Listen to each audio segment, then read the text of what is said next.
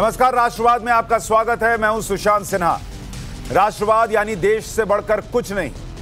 कांग्रेस की डूबती नैया को बचाने के लिए पॉलिटिकल स्ट्रैटेजिस्ट प्रशांत किशोर को कांग्रेस ने अप्रोच किया। प्रशांत किशोर पीपीटी प्रेजेंटेशन देने के लिए पहुंचे। 85 पन्नों में एक एक बात समझाई गई। उन पन्नों में क्या था, टाइम्स नाउ नवभारत ने आपको कल ही बताया, एक्सक्लूसिव जानकारी दी कि उस प्रेजेंटेशन में प्रशांत किशोर ने कांग्रेस को क्या समझाने की कोशिश की। कांग्रेस ने कहा, भाई इतनी गहरी स्टडी करके आए हो, एक एक बात बता रहे हो, तो कांग्रेस ज्वाइन कर लो। लेकिन प्रशांत किशोर ने मना कर दिया। बड़ी खबर इस वक्त की यही है कि प्रशांत किशोर ने मना कर दिया कि वो कांग्रेस पार्टी ज्वाइन नहीं करेंगे। फिलहाल उन्होंने टाइम्स नाउ नवभारत की एडिटर इन चीफ नाबिका कुमार से बात करके उन्हें यह कंफर्म कर दिया है कि वो कांग्रेस में नहीं जा रहे। लेकिन सवाल यह है कि जो आदमी प्रेजेंटेशन दे रहा था, जो आदमी ये समझा रहा था कि कांग्रेस को कैसे बदलना है, वो तो इंटरेस्टेड था ना। अपना समय 85 पन्नों की प्रेजेंटेशन बनाकर कोई जा रहा है तो ना बोलने के लिए तो नहीं जा रहा होगा। फिर ऐसा क्या हो गया कि प्रशांत किशोर ने मना कर दिया? आज आपको वो सुपर एक्सक्लूसिव जानकारी देंगे कि प्रशांत किशोर ने कांग्रेस से क्यों कह दिया कि तुमसे ना हो पाएगा।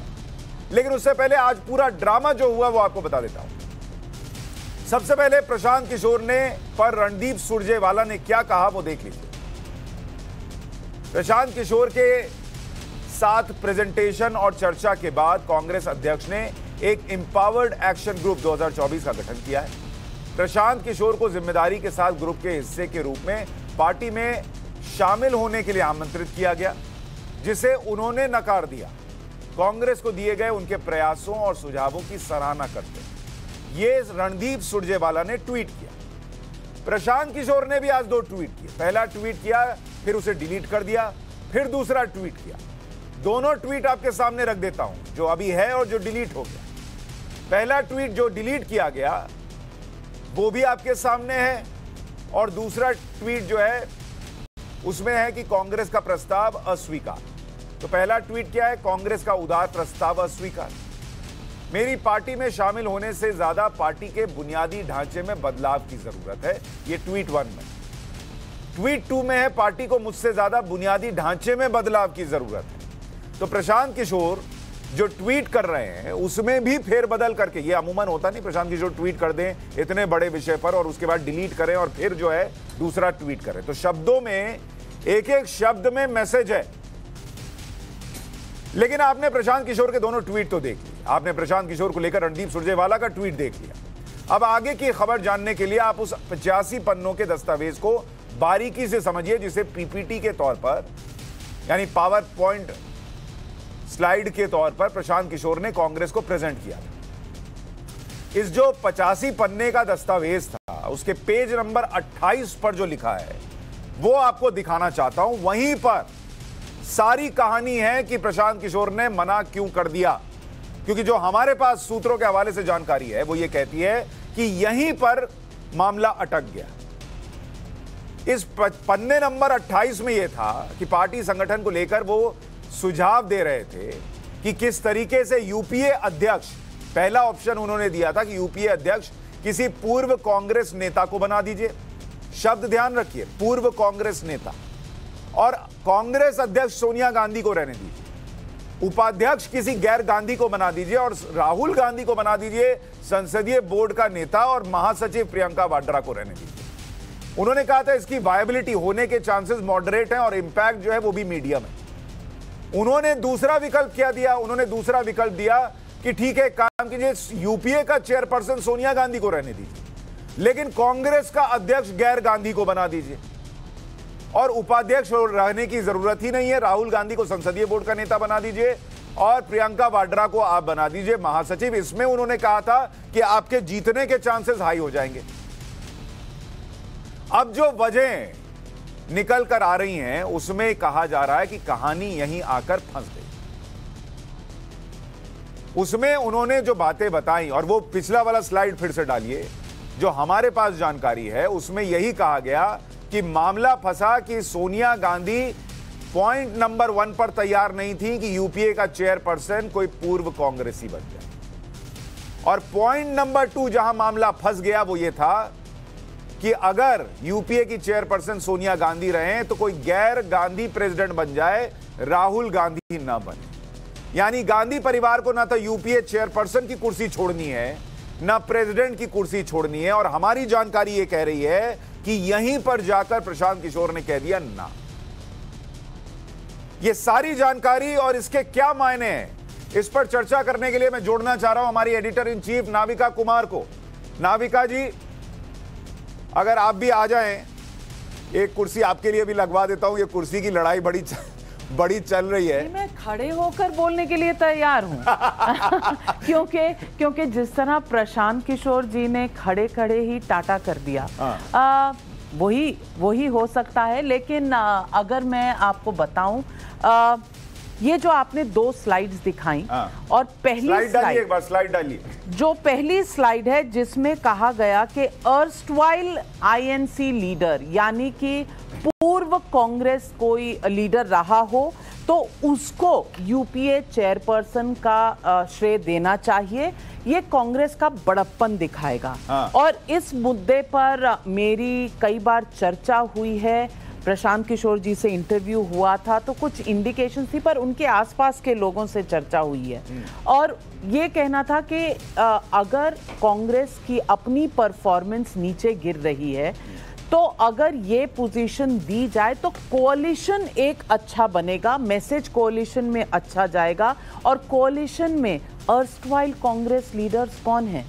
एक हैं शरद पवार, सबसे सीनियर पॉलिटिशियन के तौर पर सबसे सीनियर पॉलिटिशियन है इस वक्त पार्लियामेंट के, और उनको ये जगह मिलनी चाहिए थी। तो आप फ्लैशबैक करिए और याद करिए। वो स्क्रीन पर आ गया है। तो पीके के प्लान के हिसाब से ऑप्शन 1 उन्होंने दिया था कि आप चेयरपर्सन बना दीजिए यूपीए का शरद पवार या ममता बनर्जी को। अच्छा देखिए, शब्द कितना कमाल का उन्होंने चुना, जो उन्होंने अंग्रेजी में प्रेजेंटेशन में लिखा था, अर्स्टवाइल कांग्रेसमैन, यानी जो पूर्व कांग्रेसी है। उन्होंने ये नहीं कहा कि किसी गैर कांग्रेसी को बना दीजिए, उन्होंने कहा किसी पूर्व कांग्रेसी को बना दीजिए। और ऐसे में ऑप्शन जो बचते थे वो शरद पवार और ममता बनर्जी के बचते थे। तो वो ऑप्शन सोनिया गांधी को पसंद नहीं आया कि यूपीए चेयरपर्सन मैं नहीं रहूंगी और शरद पवार और ममता बनर्जी कैसे हो सकते हैं। और दूसरा ऑप्शन जो था, ये तो पहला वाला है, दूसरे ऑप्शन में मामला अटक गया कि यूपीए की चेयरपर्सन उन्होंने कहा था सोनिया गांधी रहे, राहुल गांधी पीएम फेस भले हो सकते हैं और संसदीय दल के नेता हो सकते हैं, लेकिन कांग्रेस का अध्यक्ष कोई गैर गांधी हो जाए। अब ये बात क्यों नहीं नाविका जी उनको पसंद आई? गैर Gandhi Congress private limited company में कोई और आ ही कैसे सकता है? तो ये दोनों एक तरह से अनवायबल ऑप्शन हो गए।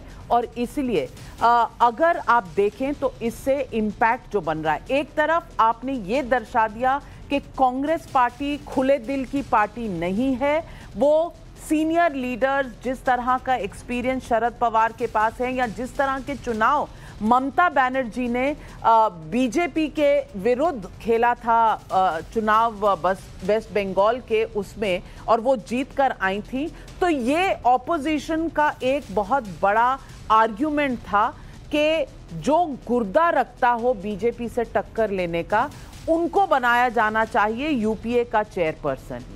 आज की डेट में कांग्रेस का परफॉर्मेंस नीचे जा रहा है और बाकी जितने लीडर्स हैं वो इस वक्त ये नहीं चाहते कि एक सिर्फ रहने के लिए चेयरपर्सन हो जो बहुत ज़्यादा एक्टिव ना हो या जो बहुत ज़्यादा ट्रैवल करके लोगों को इकट्ठा करके रैलीज करके ऑपोजिशन को बनाम बीजेपी के खड़ा कर पाए 2024 तक। और इसीलिए ये ऑप्शन दिया गया था। तो पहला ऑप्शन उन्होंने रिजेक्ट कर दिया और दूसरा ऑप्शन जिसमें नॉन गांधी बन जाता कांग्रेस का प्रेसिडेंट या अध्यक्ष, ये भी कांग्रेस को गवारा नहीं था। तो इसमें दो चीजें। थोड़ी देर पहले हमें यह बता रही थी कि आपको आपके सूत्रों ने यह भी बताया कि प्रशांत किशोर को पहले ही पता था, कुछ दिन पहले ही यह पता चल गया था कि यह होने वाला नहीं है, अप्रूव नहीं होगा। ऐसी भी कुछ खबरें आपके पास हैं? हाँ, मुझे ये खबरें तो थी कि मैंने ऐसा पूछा था कि कौन सी पोजीशन चाहिए होगी प्रशांत किशोर को, तो मुझे ये बताया गया कि वो तो कांग्रेस वर्कर बनने को तैयार हैं, कोई पोजीशन नहीं चाहिए, लेकिन जो उनकी शर्तें हैं वो नॉन नेगोशिएबल हैं।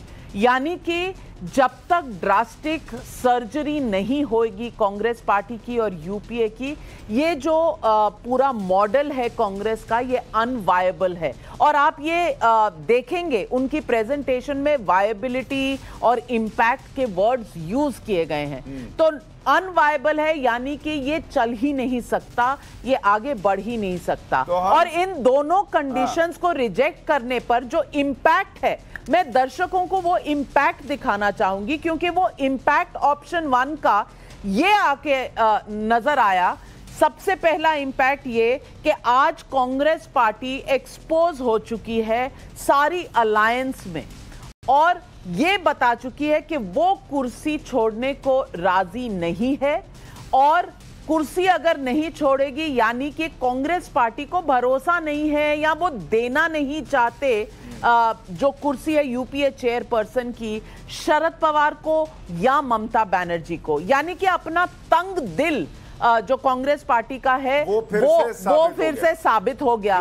और दूसरा ऑप्शन जो है जिसमें नॉन गांधी अध्यक्ष हो कांग्रेस पार्टी का, इससे कांग्रेस पार्टी एक्सपोज हो गई है अपने ही पार्टी के लीडर्स के सामने, यानी कि वो जो G23, F23, T23 जो हैं, उनको मैसेज चला गया है कि भाई साहब यहां कुछ बदलने नहीं वाला, गांधी रहेंगे, ये प्राइवेट लिमिटेड कंपनी ही रहेगी। सोच समझ के वो पेन ड्राइव लेकर आए थे और उन्होंने ये पब्लिक को और नेताओं को दिखा दिया कि इनसे ना हो पाएगा। ये लास्ट कोशिश भी करके उन्होंने देख लिया। तो जल्दी से मैं दर्शकों को बता दूं कि आपके पास ये खबर तो है कि पीके ने मना कर दिया, लेकिन क्यों मना किया वो हम आपको टाइम्स नाउ नवभारत पर बता रहे हैं। दो बड़ी वजह, एक तो सोनिया गांधी नहीं तैयार हुई, हमारे सूत्र बता रहे हैं, यूपीए का चेयरपर्सन की कुर्सी शरद पवार या ममता बनर्जी को देने के लिए, और दूसरी वजह यह रही कि दूसरे ऑप्शन में उन्हें कोई गैर गांधी अध्यक्ष मंजूर नहीं था, और ऐसे में पीके ने कहा कि यह नहीं हो पाएगा। ये दोनों शर्तें आपको मंजूर नहीं है तो फिर मुझसे उम्मीद मत कीजिए कि मैं 85 पेज का प्रेजेंटेशन बनाऊं, आपके लिए चमत्कार कर दूं और आप कुछ करने को तैयार ना हो और इतनी बड़ी चीजें करने को तैयार ना हो। हमारे साथ एक पैनल भी जुड़ रहा है, कपिल कुमार हमारे साथ जुड़ रहे हैं, हर्षवर्धन त्रिपाठी हमारे साथ जुड़ रहे हैं, तहसीन पूनावाला जुड़ रहे हैं और प्रेम कुमार जी हमारे साथ जुड़ रहे हैं। आप सभी का बहुत स्वागत है। तहसीन भाई, ये तो लोग कह रहे थे आखिरी मसीहा आया है जो हमें बचाएगा करेगा, उसने भी मना कर दिया, और ये दो वजह हैं कि यूपीए की कुर्सी भी नहीं छोड़ेंगे, अध्यक्ष की कुर्सी भी नहीं छोड़ेंगे, और कुर्सी चाहिए पीएम की। ये कैसे चलेगा? शशांक भाई, सबसे पहले तो नाविका जी के साथ शो पे आप और नाविका जी के साथ शो पे हो तो आपका शुक्रगुजार हो कि आपने इनके साथ इनवाइट किया। दो तीन चीज में रख दो, कोई भी व्यक्ति संगठन से बड़ा नहीं होता, संगठन सबसे बड़ा होता है। किसी भी व्यक्ति को या किसी भी न्यूज चैनल को, मैं आपके बारे में नहीं बोल रहा हूँ, मैं जनरली कह रहा हूँ, ये लगता है कि कोई व्यक्ति कांग्रेस को रिवाइव कर देगा, कोई व्यक्ति विशेष होगा, तो ये गलत है। संगठन से बड़ा कोई नहीं होता। नहीं, अब तो सचमुच मैं आपकी बात मानती हूँ कि अब तो कृष्ण जी भी प्रकट हो जाएं तो कांग्रेस का रिवाइवल मुश्किल है। नहीं, लेकिन उन्होंने 85 पेज के प्रेजेंटेशन में तहसीन पूनावाला ये नहीं कहा था कि मैं पलट दूंगा, उन्होंने पूरा प्लान दिया था जो हमने दर्शकों को दिखाया कि भाई आपको कैसे जमीन पे काम करना होगा, ये करना होगा, वो करना होगा, कैसे अलायंसेस करने होंगे, लेकिन दो कुर्सी आपसे छूटे नहीं छूटी। वो प्लान मैंने पढ़ा था। और एक और आपसे दो चीज मैं बता दूं, वो जो 85 पेजेस का प्लान था जो सब जगह वायरल हुआ, अगर मैं समझो कल टाइम्स नाउ में अगर नाविका जी ने अपॉर्चुनिटी दी शो होस्ट करने का और मैं अपना प्लान उनके साथ शेयर कर रहा हूं, क्या ये एथिकल के वो प्लान में बाकी सारे लोगों को व्हाट्सएप पे फॉरवर्ड करूं कि जो प्लान मैंने सीक्रेटली शेयर किया? दूसरी बात, मान लो हाइपोथेटिकली मैं टाइम्स नाउ के साथ बात कर रहा हूं कि मुझे एक शो करना है और उसी वक्त मैं तेलंगाना जाकर दूसरे एक राइवल चैनल के साथ मैं बातचीत शुरू करूं कि मैं ये करूंगा वो करूंगा। ये भी मान लो कि मैं कंसल्टेंट हूं किसी सॉफ्टवेयर कंपनी का, क्या वो कंसल्टेंट किसी और वेंडर को जो एक सॉफ्टवेयर के लिए काम करता है 20 सॉफ्टवेयर के लिए लेके आएगा, सेम वेंडर के साथ काम करोगे? तो ये सारी चीजें एथिक्स का सवाल है। और एक लाख चीज मैं तहसीन पूनावाला जी, आप कहना क्या चाह रहे हैं? कांग्रेस पार्टी एक सॉफ्ट ड्रिंक है, उसकी फिज निकल चुकी है, आप कहना क्या चाह रहे हैं? मैं थोड़ा सा कंफ्यूज हो रही हूँ, थोड़ा सा कंफ्यूज हो रही हूँ जी। प्रश्न तो ये है कि अगर मान लीजिए प्रशांत किशोर इतने भरोसे के नहीं थे कि आपको प्रेजेंटेशन दे रहे थे और दूसरे से गलबैयां कर रहे थे, तो रणदीप सुरजेवाला ने क्यों ट्वीट किया कि सोनिया गांधी तैयार थी उनको पार्टी में लेने के लिए, लेकिन प्रशांत किशोर ने मना कर दिया? लिखते कि हमको ये आदमी नहीं चाहिए, ये आदमी भरोसे का नहीं है, इधर और बार बार उनको इनवाइट किया गया, ये पहली बार नहीं मिले प्रशांत किशोर जी, एक राउंड ऑफ मीटिंग्स 2 महीने 3 महीने पहले भी हुई थी, दोबारा बुलाया गया, फिर प्रेजेंटेशन पर 5 मीटिंग्स, उन पर चर्चा बाकी लीडरों के साथ। अरे भाई भरोसा नहीं है तो बुलाते क्यों हैं? 4 बार मिले। मैं उसका उत्तर आपको दे देता हूँ, संक्षेप में। नाविका जी, आप और सुशांत जी, आप लोगों ने तो काफी दुनिया देखी है, मैं तो आपसे कम जानकारी रखता हूँ। लेकिन अगर कोई पार्टी कहे कि अगर आपको हमारे साथ काम करना है, आप हमारे संगठन में जुड़ो, तो उसमें गलत बात क्या है? आप कहो हम बाहर से काम करेंगे, मैं किसी पर व्यक्तिगत टिप्पणी नहीं कर रहा हूं, लेकिन अगर आप बाहर से काम करोगे तो आपकी रिस्पॉन्सिबिलिटी क्या है? आप किस तरह से नहीं सर, तहसीन भाई, ये डील इसलिए नहीं टूटी कि वो बाहर से काम करना चाहते थे। अच्छा। ये डील इसलिए टूटी क्योंकि 2 अहम कुर्सियां गांधी परिवार को चाहिए, यूपीए चेयरपर्सन की भी और अध्यक्ष के पद की। किशोर ने तो नहीं कहा है, प्रशांत किशोर ने नहीं कहा, कांग्रेस। अरे भाई हमारे सूत्र बता रहे हैं, आप डिनाई कर दीजिए, आप कहिए कि नहीं ऐसा नहीं हुआ। बिल्कुल ऐसा नहीं है, उसको पार्टी में आना था, वो आप पार्टी में आए नहीं। और मैं आपको ये चीज बता रहा हूं, 2024 में बीजेपी वर्सेस कांग्रेस होगा। अब आपको जो मानना है नहीं, बीजेपी वर्सेस कांग्रेस होगा। और उस प्रेजेंटेशन में यह भी था कि बीजेपी वर्सेस कांग्रेस जब 390 सीट पर होता है तो कांग्रेस को उसमें से 90% से ज्यादा सीटों पर हार मिलती है। प्रोफेसर कपिल कुमार, हमारी जानकारी तो यह कह रही है कि 2 कुर्सियों का मोह जो है वो आड़े आ गया। क्या यह कांग्रेस पार्टी की पुरानी बीमारी है जिसका इलाज नहीं हो पाया?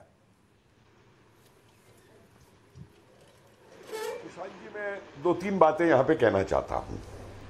सबसे पहली बात तो मुझे इस बात पे हंसी आती है कि इस देश की जनता का इतना बड़ा यह अपमान है कि जनता समझदार नहीं है वो किसको वोट देगी।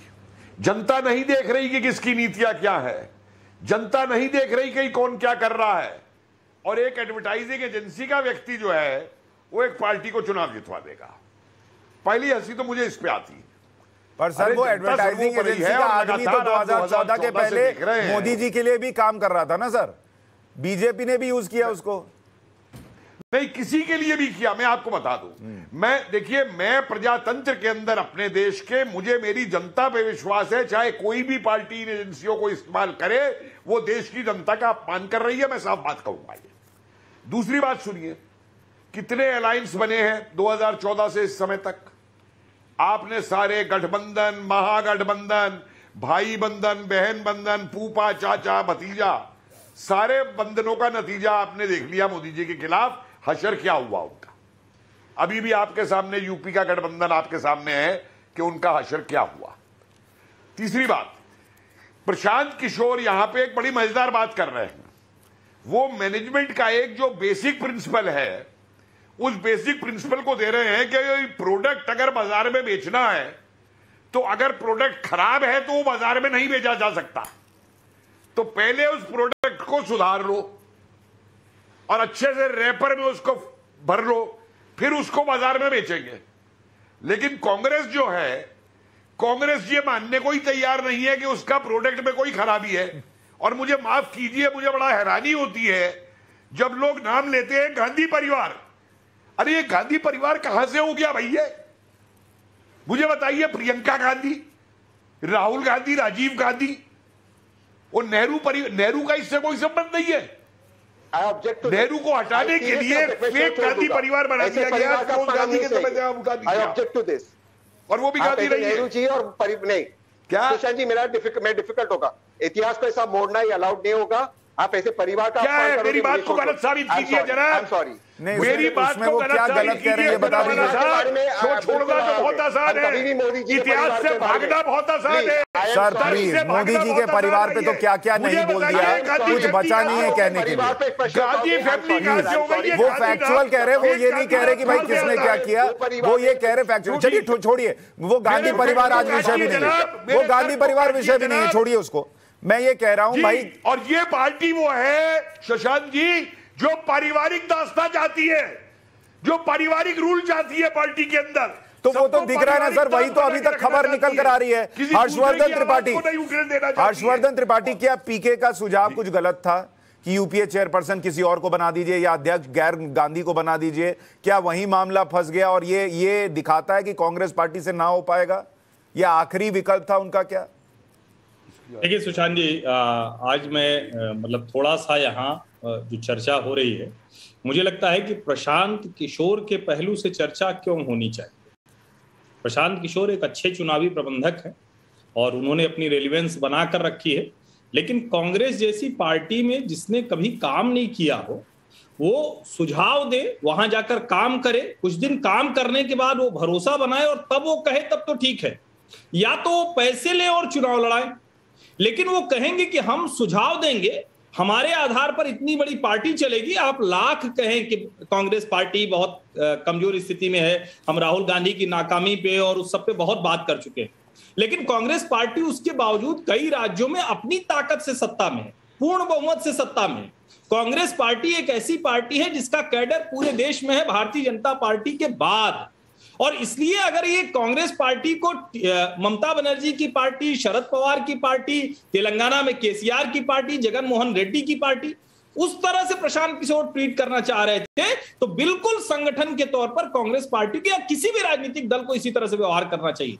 यहां जो सबसे बड़ी बात है और जो सबसे महत्वपूर्ण बात है, क्या जो तहसीन ने अभी बात कही है वो साफ साफ बोल नहीं रहे, क्यों नहीं बोल रहे मुझे नहीं पता है। मेरी भी जो जानकारी है कि एक साथ आप कई पार्टियों से डील कर रहे हैं। आप तेलंगाना के केसीआर को चुनाव लाएंगे और कांग्रेस पार्टी से भी पैसे लेके डील करेंगे, उसके बाद कहेंगे कि हमें प्रभारी महासचिव बना दो, अच्छा उपाध्यक्ष बना के हमें चुनाव का पूरा जिम्मा दे दो, सब हमारे पीछे चले। एक दिन पार्टी में काम नहीं करने वाले आदमी को ऐसा नहीं करना चाहिए। पर हर्षवर्धन जी, मेरा प्रश्न ये है कि अगर वो, जो मैंने तहसीन से भी पूछा था कि अगर वो दो चार जगह डील कर रहे थे तो कांग्रेस पार्टी उन्हें पार्टी में लेने के लिए क्यों तैयार थी? ये तो रणदीप सुरजेवाला का ट्वीट है कि हम तैयार थे। दूसरा कि अगर उन्होंने कांग्रेस में कोई काम नहीं किया, कुछ नहीं किया, उनको उनके हिसाब से नहीं चलना था, तो फिर कांग्रेस पार्टी में लेने को क्यों तैयार थे? और अगर आपको, मुझे बाहर रहकर यह दिख रहा है कि गांधी परिवार के रहते हुए वहां पर सिस्टम नहीं सुधर रहा है, इतने वक्त से एक अध्यक्ष नहीं बन पा रहा, राहुल गांधी नहीं डिलीवर कर पा रहे हैं, तो अगर ये उन्होंने सुझाव दिया तो क्या गलत दिया? इसके लिए कांग्रेस पार्टी में काम करने की जरूरत है क्या? नहीं, यहां एक चीज और मैं बता दूं, ये चूंकि अपनी तरफ से इसको पुश किया जाएगा और कोई भी सूत्र होते हैं तो एक जगह जाकर नेताओं से बड़ा सूत्र कोई होता नहीं, नेता ही सबसे बड़े सूत्र हैं, किसी कुछ भी खबर अपने मन से बताते हैं। लेकिन यहां एक बात महत्वपूर्ण है, प्रशांत किशोर अपनी हैसियत चाह रहे थे। ये ठीक बात है कि वो अगर गांधी परिवार कहता, वो ये जानते हैं कि गांधी परिवार से ऊपर उस पार्टी में कोई रह ही नहीं सकता, उसके अच्छे बुरे की वजह वही है। लेकिन क्या ये काम वो करते हुए ये नहीं कह सकते थे कि ठीक है हम एम्पावर्ड एक्शन ग्रुप का हिस्सा होंगे? नहीं कर सकते हैं प्रशांत किशोर। उनकी महत्वाकांक्षा उन्हें वहां बैठने के लिए नहीं तैयार करती है। वो कांग्रेस पार्टी के वर्कर की तरह नहीं तैयार होना चाहते। वो चाह रहे थे कि जैसे वो नीतीश जी के साथ गए, उनको कैबिनेट मंत्री का दर्जा दे दिया, राष्ट्रीय उपाध्यक्ष बना दिया, जैसे वो ममता जी के साथ गए, उनका तरीका अलग है। लेकिन वो इस तरह से पॉलिटिकल कैंपेन मैनेजर हो सकते हैं, स्ट्रेटेजिस्ट हो सकते हैं, चुनाव लड़ा सकते हैं, हो सकता है थोड़ा बहुत जिताने में मदद भी कर दें, लेकिन कोई पार्टी वो कब्जा कर लें ये संभव नहीं है। लेकिन ये देखिए, मुझे ऐसा लगता है, मेरी अपनी राय भी प्रशांत किशोर को लेकर अमूमन ये रही है कि वो आज तक वो चीजें बेचते आए हैं जो ऑलरेडी बिकने की स्थिति में थी या बेहतर स्थिति में थी। अगर वो कांग्रेस का चैलेंज उठाते तो पहली बार वो प्रोडक्ट बेचने निकलते जिसको बेचने के लिए लोगों ने ट्राई कर करके थक गए। तो उनका रियल टेस्ट अब होना था, लेकिन सर उसमें भी अगर कोई रियल टेस्ट के लिए तैयार हो रहा है हर्षवर्धन भाई, तो वो अपने हिसाब से कुछ तो कराएगा। पर मैं इस पर आऊं उससे पहले एक बार प्रेम कुमार जी, क्या प्रशांत किशोर जो प्लान प्रोजेक्ट कर रहे थे, और अगर आपने टाइम्स नाउ नवभारत में देखा हो या आपके पास भी आया हो, क्या उसमें जो विकल्प था कि भाई यूपीए चेयरपर्सन किसी गैर कांग्रेसी को बना दीजिए और अध्यक्ष जो है वो सोनिया गांधी रहें, या फिर अध्यक्ष जो है वो कोई गैर गांधी बन जाए और यूपीए चेयरपर्सन सोनिया गांधी रहें, इन दोनों को ही अगर मना करने से प्रशांत किशोर दूर चले गए तो कांग्रेस पार्टी ने बेहतर किया, गलत किया, ठीक किया? क्या आपका एनालिसिस क्या है? देखिए सुशांत जी, जो दो ऑप्शंस आप दिखा रहे हैं और उन दोनों ऑप्शंस में 5 जो प्रमुख पद हैं उसमें 3 गांधी परिवार से जुड़े हुए के लिए फिक्स है दोनों ऑप्शन। यानी प्रशांत किशोर चाह रहे हैं कि ये जो 3 ऑप्शन तो उनके लिए फिक्स है। लेकिन महत्वपूर्ण बात क्या है जान रहे हैं, जो उनके रिजिग्नेशन में वर्ड है ट्रांसफॉर्मेशनल स्ट्रक्चरल जो बदलाव की बात कही गई है, ऐसा संरचनात्मक बदलाव जिससे ट्रांसफॉर्मेशन हो सके पूरी पार्टी का, तो क्या आप बताइए, बिना चुनाव में गए हुए, आंतरिक चुनाव के बगैर ऊपरी पदों पर इस तरह से सेटिंग गेटिंग और अगर पहले से अगर तय कर लिया जाए तो फिर ये ट्रांसफॉर्मेशनल स्ट्रक्चरल जो बदलाव ये संभव कैसे होगा? उनको तो सबसे पहले संगठनात्मक चुनाव पर कांग्रेस को और किसी को भी जो कांग्रेस को रिवाइव करते देखना चाहता है वो उस संगठन चुनाव पर जोर देना प्राथमिकता है। पर प्रेम कुमार जी, ये तो वो पार्टी है जो 1 साल से ऊपर हो गया चुनाव करा नहीं पाई अध्यक्ष के लिए। सोनिया गांधी की तबीयत ठीक नहीं है, आपको भी पता है वो कितने मुश्किल में है। आपका सवाल सही है, तो फिर वो यही इलाज भी है, आप इससे इनकार नहीं कर सकते। नहीं, लेकिन प्रेम कुमार जी, अगर इतनी बड़ी बीमारी से आप जूझ रहे हैं तो कुछ तो ऐसा ड्रास्टिक करना पड़ेगा ना। अगर भी ये पार्टी वैसे चल रही होती कि रिजल्ट आ रहा होता, आप कह रहे हैं चुनाव कराते फिर होता, भाई चुनाव से कब अध्यक्ष बताइए, कांग्रेस पार्टी का अध्यक्ष चुनाव से अगर हो रहा होता तो कोई दूसरा नहीं आ गया होता। आप यही शब्द लें, हम ड्रास्टिक बदलाव की जरूरत है। हाँ। तो ड्रास्टिक बदलाव क्या गैर लोकतांत्रिक तरीके से एक प्रोफेशनल से, जो कि राजनीति में विफल हो चुका है, जेडीयू में वाइस प्रेसिडेंट रहे, राजनीति में वो विफल व्यक्ति रहे, सफल व्यक्ति नहीं रहे, तो प्रोफेशनल व्यक्ति के हाथ में क्या पूरी कांग्रेस को दे दी जाएगी? ये उनका सोचने का तरीका है। और कांग्रेस रिवाइव निश्चित रूप से, मैं 100% पूछेंगे आप, हम 100 बार पूछेंगे, मैं यही कहूंगा कि कांग्रेस जब तक अपना संगठनात्मक चुनाव के जरिए नीचे से ऊपर की ओर मजबूत नहीं होगी, तब तक इस तरह के उधार के विचार से कांग्रेस रिवाइव नहीं कर सकती। तहसीन पूनावाला, मुझे यह भी बताइए कि अगर मान लीजिए अब पीके नहीं गए, क्या ये तय हो गया कि भाई 2024 में कांग्रेस कहीं नहीं है रेस में, लड़ाई में नहीं है, या कांग्रेस के लिए ये बेहतर हुआ कि पीके नहीं आए? कांग्रेस ने ऑलरेडी एक पॉलिटिकल कंसल्टेंट को साइन किया है जो तेलंगाना के चुनाव में काम करने वाला है, तेलंगाना और कर्नाटका के चुनाव में। तो ये बात नहीं है कि पॉलिटिकल कंसल्टेंट्स की कमी नहीं है। एक कंसल्टेंट जो होता है उसका रोल बाहर से होता है, लेकिन एक कंसल्टेंट की कुछ मॉरल रिस्पॉन्सिबिलिटीज भी होती है। जैसे त्रिपाठी साहब ने बिल्कुल सही बताया कि जब आप एक कंसल्टेंट हो, आप मुझसे बात कर रहे हो, एग्जाम्पल आप मेरे से बात कर रहे हो मेरी कंपनी से, आप जाकर तेलंगाना में दूसरी कंपनी से बात करोगे, ये नहीं होता। ठीक उसी तरह राजनीति में कुछ एक सीमा होती है, कुछ नियम होते हैं राजनीति के, अनरिटन रूल्स। आप वो नहीं कर सकते। आप जो आपका प्रेजेंटेशन है, आपके जो 10 पत्रकार जिनसे आपके बहुत अच्छे संबंध है, उनको आप व्हाट्सएप नहीं कर सकते अंदर की चीज। ये कहां से आया मालूम है। और मैं कांग्रेस को बार बार ये एडवाइस देते आया हूं, आज से नहीं पहले से देते आया और आज भी दूंगा। आप किसी बाहर वाले को मुख्यमंत्री बना दीजिए, कोई दिक्कत नहीं, उसे प्रधानमंत्री बना दीजिए, कोई दिक्कत नहीं, लेकिन कभी भी उसे अपने संगठन का पीसीसी प्रेसिडेंट या ऑर्गेनाइजेशनल जनरल सेक्रेटरी मत बनाना। अगर आप बनाओगे आपका संगठन खत्म हो जाएगा। आप ये कह रहे हैं प्रशांत किशोर कांग्रेस के अध्यक्ष बनना चाह रहे थे? मैं बहुत इंपॉर्टेंट बात कर रहा हूं। आप ये देखिए, बीजेपी के सक्सेस की एक वजह है कि बीजेपी के जितने भी अध्यक्ष आए वो सारे के सारे आरएसएस से आए। एक भी बाहर का व्यक्ति, कोई भी जाएगा वो कुछ भी पद पे जाएगा, लेकिन वो आप बीजेपी का अध्यक्ष नहीं बन सकता अगर वो आरएसएस का व्यक्ति नहीं हो। मैं और एक चीज आपको बताते अपनी बात समाप्त करना चाहता हूं।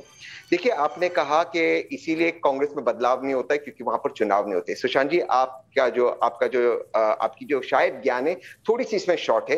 कांग्रेस सिर्फ मात्र एक पॉलिटिकल पार्टी है इस मुल्क में जिसमें एक्चुअली संगठन के ऑर्गेनाइजेशन के चुनाव होते हैं, और ये ऑर्गेनाइजेशनल और इलेक्शंस अभी सितंबर के लिए स्केड्यूल्ड है। और अगर चुनाव होंगे तो सारे कांग्रेसी चाहते कि राहुल गांधी जी अध्यक्ष बने। अगर वो चाहते 99.9% वो बने, चुनाव तो होते हैं, मेरा ज्ञान दुरुस्त है। वो चुनाव कैसे होते हैं और उसका रिजल्ट देखिए। आपको बिना चुनाव हुए आपको पता है कि कांग्रेस पार्टी का इतना बड़ा संगठन है और आपको पता है कि सारा संगठन चाहता है राहुल गांधी अध्यक्ष बने। ये चुनाव नहीं होता सर, चुनाव ये नहीं होता है। आपको पता है बीजेपी का अगला अध्यक्ष कौन होगा? मुझे बता दीजिए, बताइए बीजेपी का अगला अध्यक्ष बताइए। बताता हूं आपको बीजेपी का अध्यक्ष। नहीं तहसीन भाई, प्रियंका को भी कुछ लोग चाहते होंगे, आप ऐसे क्यों कह देते हैं एक साथ? ऐसा क्यों कहते हैं? बिल्कुल गांधी परिवार से ही अध्यक्ष चाहते हैं। हाँ, गांधी परिवार से ही बिल्कुल चाहते हैं। और मैं आपको बीजेपी का बता दूं, आप मुझे बताइए, जब 2014 में, मैं अपनी बात समाप्त करता बहुत शॉर्ट में, जब मोदी जी प्रधानमंत्री बने, राजनाथ सिंह जी बीजेपी के अध्यक्ष बनना चाहते थे, लेकिन आरएसएस का हुक्म आया, उनको जाना पड़ा, अमित शाह को बनना पड़ा। कौन से चुनाव हुए? दूसरी बार अमित शाह जी बने, कौन से भाई मैं आपसे दूसरी चीज पूछ रहा हूं, मुझे बताइए बीजेपी का अगला अध्यक्ष कौन होगा? आप ही बीजेपी का अगला अध्यक्ष कौन होगा? मैं आपको वही बता रहा, आप ही के टाइम्स नाउ इंग्लिश चैनल पे मैंने विजुअल्स देखे, नाविका जी के साथ बैठा था, ये अमित शाह जी और मोदी जी चले, नड्डा जी का हाथ पकड़ा। अरे भाई आप फिर वही कह रहे हैं भाई, आगे चले पीछे चले, पार्टी चल रही है ना उनकी पार्टी चल रही है, एक परिवार से अध्यक्ष नहीं बन रहा, उनका अपना सिस्टम है। आप कह रहे हैं आपका सिस्टम ये है कि वहां पर चुनाव होता है। मुझे ये बता दीजिए ना भाई, बीजेपी का अगला अध्यक्ष कौन होगा? आपने कहा मैं बताता हूं, नाम बताइए कौन है अगला अध्यक्ष? आप वो विजुअल चलाइए, अमित शाह जी कैसे नड्डा जी का हाथ पकड़ते उनको बाजू में कर रहे हैं। अरे फिर भाई आपने अभी कहा कि आपको पता है बीजेपी का अगला अध्यक्ष कौन है, बताइए कौन है अगला अध्यक्ष? बनने का मतलब आपको पता ही नहीं है। आपको पता है कांग्रेस का अगला अध्यक्ष जो है गांधी परिवार से ही होगा, हारने के बाद भी, ध्वस्त होने के बाद भी। अगला अध्यक्ष एक आदमी होगा आरएसएस से, खत्म। आदमी होगी ना, हाँ, कोई औरत को मौका नहीं मिलेगा। ये आरएसएस में सिर्फ मर्द होते, एक मर्द होगा और आरएसएस का होगा। ये बात आप लिख कर ले लीजिए, किसी औरत को मौका नहीं मिलने वाला बीजेपी का अध्यक्ष बनने के लिए, क्योंकि आरएसएस में महिला होती नहीं है।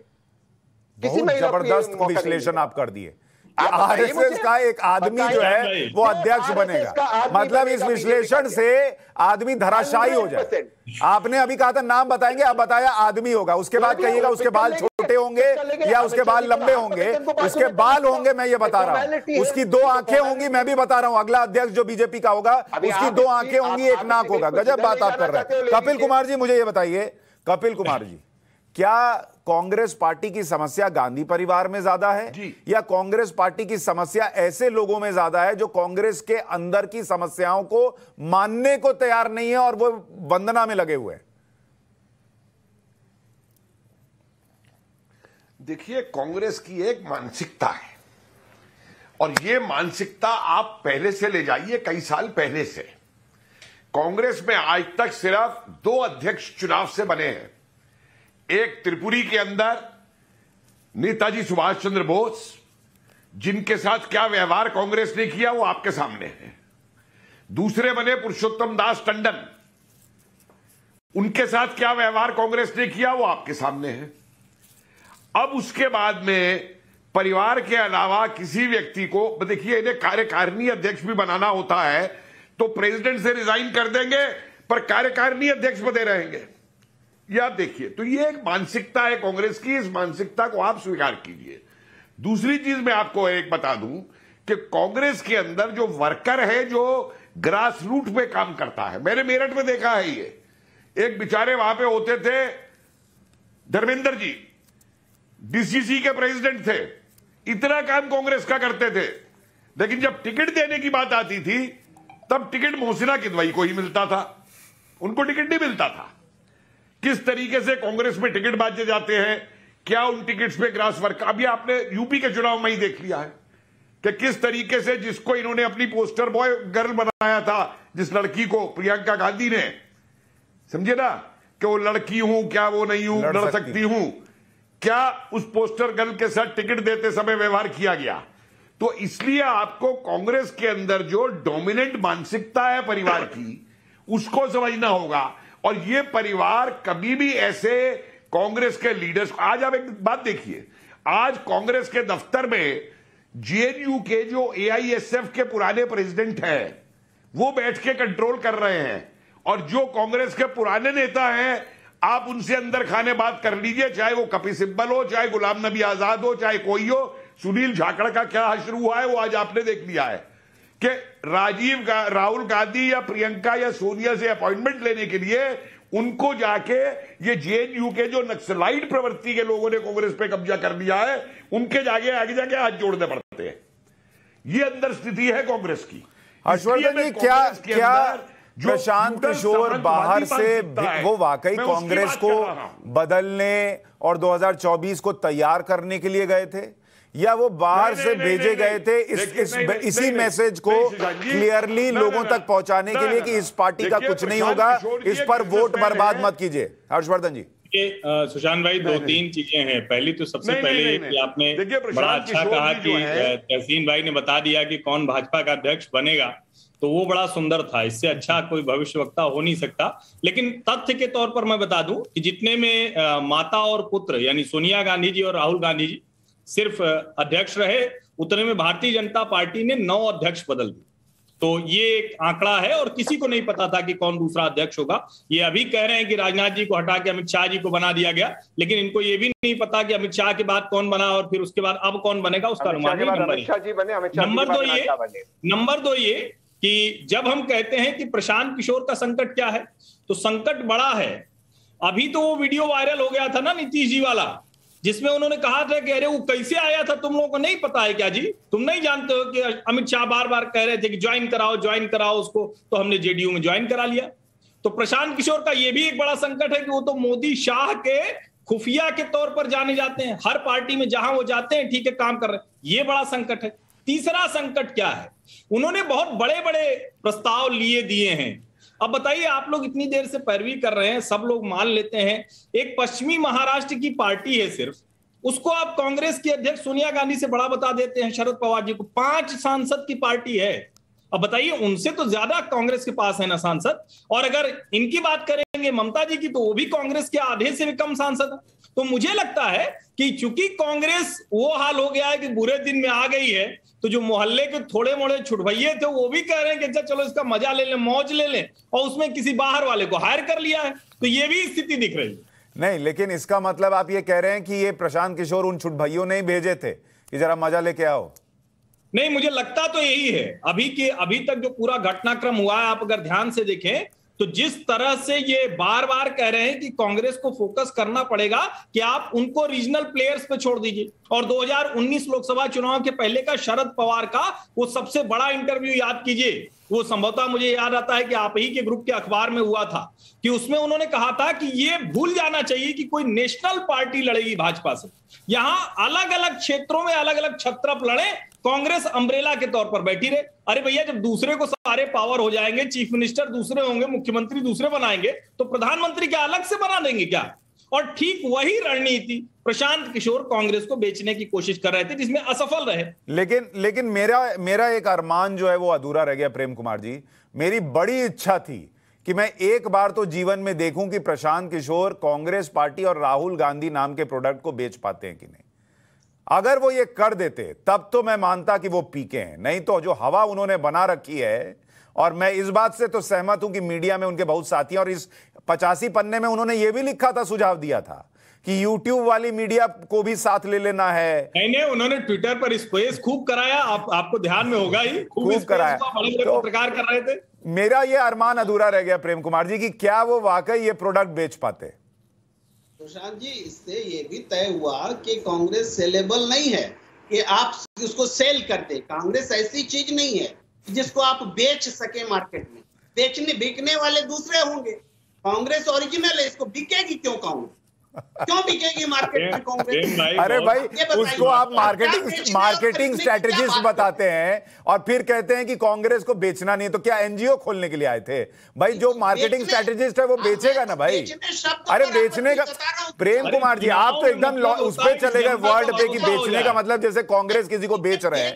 कहने का मतलब प्रोडक्ट को प्रमोट कर पाते या नहीं कर पाते, लोगों में विश्वास ला पाते कि नहीं ये प्रोडक्ट चलेगा। प्रोडक्ट के रूप में देखना ही आंखों का मोतियाबिंद है। हाँ ठीक है, कांग्रेस को प्रोडक्ट नहीं है जिसको कोई बेच देगा। हाँ, ये सोच में बदलाव लाने की जरूरत है। सब यही तो मैं कह रहा हूं, हम लोग सोच में बदलाव ले आए, प्रशांत किशोर सोच में बदलाव ले आए, वोटर ले आए, लोग ले आए, कांग्रेस कुछ ना बदले।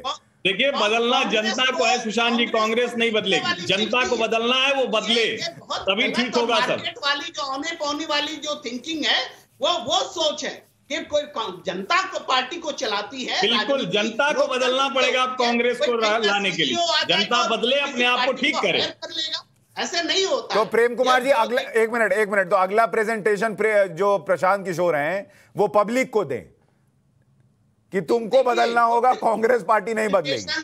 इससे पहले भी दिए गए हैं बहुत सारे जो मैनेजमेंट है चुनाव के प्रबंधक। हाँ, मुझे याद है सर, बीच में खबर आई थी एक जापानीज कंपनी ने भी कुछ कितने हजार करोड़ का वो कुछ लिया था, 500 करोड़ का कितने का, कि राहुल गांधी को चमकाएंगे। मैं आपको याद दिला दूं, देखिए ये प्रशांत किशोर जी, जब 12-13 की बात है, जब पहली बार इन्होंने नरेंद्र मोदी जी को चिट्ठी लिखी, मनमोहन सिंह जी को चिट्ठी लिखी, मनमोहन सिंह जी ने उनकी चिट्ठी पर ध्यान नहीं दिया और नरेंद्र मोदी जी ने उनकी चिट्ठी पर ध्यान दिया। तब साउथ अफ्रीका से वो आए और जिस जगह मैं बैठा हूं अपने घर में, इसी टावर में 6ठे फ्लोर पर प्रशांत किशोर जी बैठे रहे, 3 महीने यहाँ रहे, जहां से वो गुजरात में आना जाना हुआ, डील हुई और नरेंद्र मोदी जी के लिए उन्होंने काम किया। तो ये प्रशांत किशोर जी ने दिखाया कि पार्टी प्रोडक्ट हो सकती है, लेकिन कांग्रेस आज तक प्रोडक्ट बनने के लिए तैयार नहीं हुई है। कांग्रेस को आप प्रोडक्ट नहीं बना सकते, ये मैं कह रहा हूं।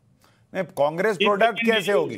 जब वो एक परिवार की कंपनी बन गई तो प्रोडक्ट कैसे होगी? वो तो एक परिवार की जागीर बन गई ना सर, उस परिवार से कहां बाहर? हर्षवर्धन जी मैं सिर्फ ये कह रहा हूं कि देखिए, आज भी जब आप ये सारी चर्चा कर रहे हैं तो एक भारतीय जनता पार्टी ही है जिसको प्रोडक्ट की तरह वो नहीं बेच पाए थे। भारतीय जनता पार्टी ने उनका इस्तेमाल किया था और इस्तेमाल करने के बाद बाहर का रास्ता दिखा दिया। दूसरी पार्टियों को प्रोडक्ट की तरह बेचते हैं, वो चाहे ममता बनर्जी हो, चाहे शरद पवार हो, चाहे अमरिंदर सिंह हो। जब कांग्रेस पार्टी थी अमरिंदर हो, और यूपी में दोनों लड़के प्रोडक्ट बना के बेच के हार के खटिया खड़ी हो गई थी। देवरिया से खाट यात्रा शुरू हुई थी, किसान उस वक्त भी किसान को मूवमेंट बनाने की कोशिश किया गया।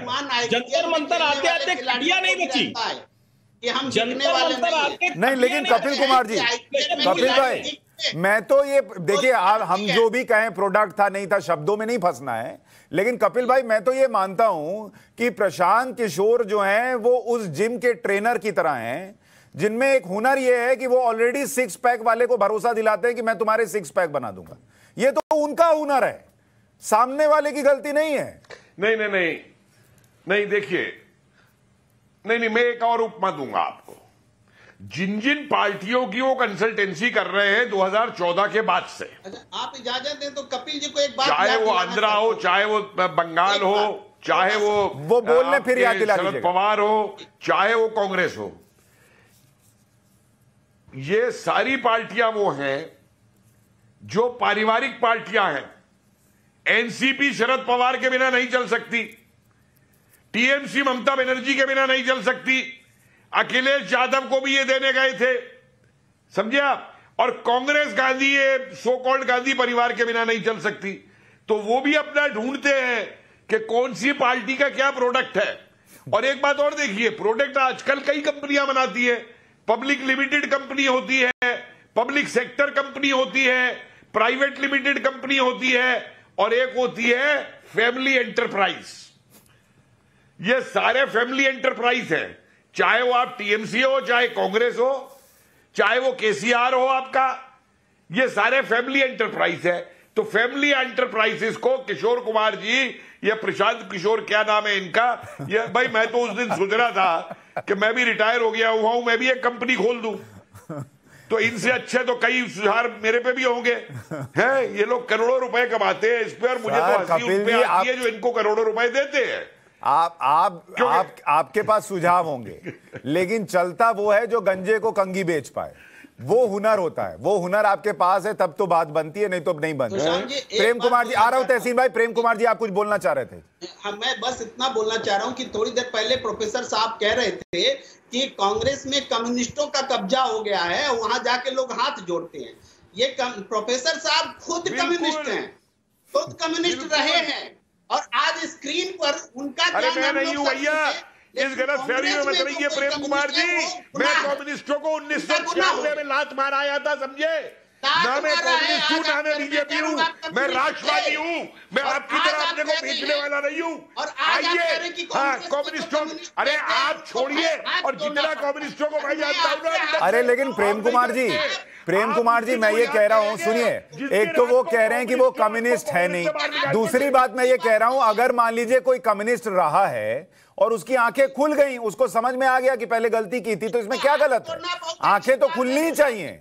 आंखें खुलनी चाहिए, लोगों को समझ में आना चाहिए गलत रास्ते पे थे। पारिवारिक गुलाम नहीं हूँ आपकी तरह, मैं परिवार की दास्तां नहीं करता हूँ, मैं राहुल गांधी के आगे जाके सिर नहीं झुकाता हूँ जिसकी उम्र आपके बच्चे की है, मैं प्रियंका गांधी के पैर नहीं पकड़ता हूँ जो आप पकड़ते हैं जाकर के श्रीमान जी। अच्छा ठीक है, ये प्रेम कुमार जी सेना का वन मैन जनरल हूँ, समझ गए भाई, ये हमारे पैनल वाले पीके और केके के बीच की बहस नहीं है, ये वो वाले पीके और कांग्रेस की बहस चल रही है। तहसीन पूनावाला बोलिए, तहसीन पूनावाला। हम राष्ट्रवादी है। अरे ठीक है कपिल भाई, चलिए, अरे वो आपको ऐसे ही बोल रहे हैं, इतना दिल पे मत लीजिए। तहसीन पूनावाला बोलिए। नहीं करते। दो चीज मुझे कहना है, देखिए, एक पॉलिटिकल पार्टी को अगर आप कहते हो कि आप उस पॉलिटिकल पार्टी को 2024 में आपका एम है नरेंद्र मोदी जी को हराना, तो मैं ये आपके शो पे कहता हूं कि नरेंद्र मोदी को हराना ये आपका एम नहीं हो सकता। किसी भी पॉलिटिकल पार्टी का एम होना चाहिए कि वो सत्ता में कैसे आए। तो अगर कोई कंसल्टेंट आते कह देता है हमें मोदी को हराना है, इसके लिए हम ममता जी के साथ अलायंस कर देंगे, हम टीआरएस के साथ अलायंस कर देंगे, ये मुझे लगता है ये गलत नहीं। ये होना चाहिए कि हम अपने आप को मजबूत कैसे करें। दूसरी चीज, हर पॉलिटिकल पार्टी, खास करके कांग्रेस के रीजनल यूनिट्स है। अब वो रीजनल यूनिट्स में ताकत हो या ना हो, लेकिन उनकी एक रीजनल आइडेंटिटी है, उनसे आपको कंसल्ट करना ही होगा कि वेस्ट बंगाल में क्या होगा, तेलंगाना में क्या होगा। जैसे मैं मानता हूं कि तेलंगाना में इस बार कांग्रेस बहुत अच्छा करेगी, तो क्या वो अपने यूनिट को खत्म कर दे क्योंकि कंसल्टेंट आते 2024 में नरेंद्र मोदी जी को निकालना चाहता है? ये इस तरह का नहीं हो सकता है। तीसरी चीज, आपको गुजरात के चुनाव में, तेलंगाना के चुनाव में दिलचस्पी नहीं है, आपको राज्य के चुनाव नहीं जीतने, आपको सिर्फ ये करना है कि मुझे 2024 में जीतना है, वो भी मैं पवार साहब को ले आऊंगा, ममता बनर्जी को ले आऊंगा, ये ले आऊंगा, आप बैठिए मैं संगठन चलाऊंगा। ऐसे नहीं होता, इन चीजों में कोई मतलब नहीं है। लेकिन मैं और एक चीज आपको बताते अपनी बात समाप्त करना चाहता हूं। आपके चैनल पर प्रशांत किशोर का एक इंटरव्यू था नाविका जी को, और उससे मैं उस चीज से मैं इत्तेफाक रखता हूं, मैं उसे क्लियर करता हूं। कांग्रेस मात्र इस देश की एक पार्टी है, अपार्ट फ्रॉम बीजेपी, जो पारिवारिक पार्टी नहीं है। कांग्रेस के जो गांधी परिवार है वो कांग्रेस के ट्रस्टीज है। ममता बनर्जी टीएमसी की मालिक है, टीआरएस के मालिक केसीआर परिवार है, एनसीपी के मालिक पवार फैमिली है। Gandhis are not the owners, वो कांग्रेस के मालिक नहीं है, वो सिर्फ ट्रस्टीज है। हमारे जैसे जो समर्थक है उनका ट्रस्ट है, हम उनको अगर वो चाहे तो हम उनको हटा सकते हैं, लेकिन वो मालिक नहीं है कांग्रेस के। ये अंतर गांधी परिवार को सर, मैं चूंकि हमारे पास ये अच्छा मौका है कि कपिल कुमार जी हैं, मुझे ये बताइए, एक मिनट हर्षवर्धन भाई, गांधी परिवार को कांग्रेस पार्टी का ट्रस्टी किसने घोषित किया? नहीं, ये ट्रस्टी प्रेसिडेंट है, वो ट्रस्टी है, दे आर नॉट ओनर्स। अगर कल गांधी परिवार, मैं समझाता हूं, अगर हंसना बंद हो जाए, इमेच्योर, आप एक नेशनल चैनल पे हो, अगर इमेच्योर सर आप नहीं, आप किसी के हंसी पे ना बोलिए, आप मुझे बताइए ट्रस्टी कैसे है? समझाता हूं, हाँ समझाता हूं। वो कस्टोडियंस है कांग्रेस, मुझे कस्टोडियंस बताइए, तुम मेरे सामने समझा रहा हूं, बोलने दीजिए, और राजनीति में भी बच्चे हो, समझ गए पूनावाला। गांधी परिवार के पहले भी, गांधी परिवार के बाद भी करते हैं जाके, गांधी परिवार के पहले भी, गांधी परिवार के बाद भी 135 साल के इस कांग्रेस के इतिहास में कई ऐसे लोग अध्यक्ष बने जो गांधी परिवार से नहीं थे और आगे भी बनेंगे। इस वक्त का जो दौर है, ये 20 साल का दौर, इसमें गांधी परिवार को मजबूरी ये पद संभालना पड़ा। मैं आपको एक चीज करते अपनी बात समाप्त करता हूं। जब सोनिया जी ने कहा कि मुझे अध्यक्ष नहीं बनना है, हम चुनाव करें, यही G20 के गुलाम नबी आजाद साहब, यही लोगों ने कहा। भाई आप अभी भी नहीं समझा पाए कि गांधी परिवार को कस्टोडियन किसने बनाया कांग्रेस पार्टी का? मैं बिल्कुल समझा रहा हूं, आपको समझ नहीं, आप समझा ही नहीं रहे। आप जबरदस्ती किसी को कस्टोडियन बना दें, किसी को ट्रस्टी बना दें। अरे ये पार्टी गांधी परिवार की नहीं थी बॉस, ये पार्टी इस देश की सबसे पुरानी पार्टी थी, और आप कह रहे हैं गांधी परिवार उसके कस्टोडियन हो गए। कपिल कुमार जी, इतिहास के किसी पन्ने में आपको लिखा मिलता है कि ये गांधी परिवार कस्टोडियन हो जाएगा आगे जाकर? किस पन्ने में लिखा है?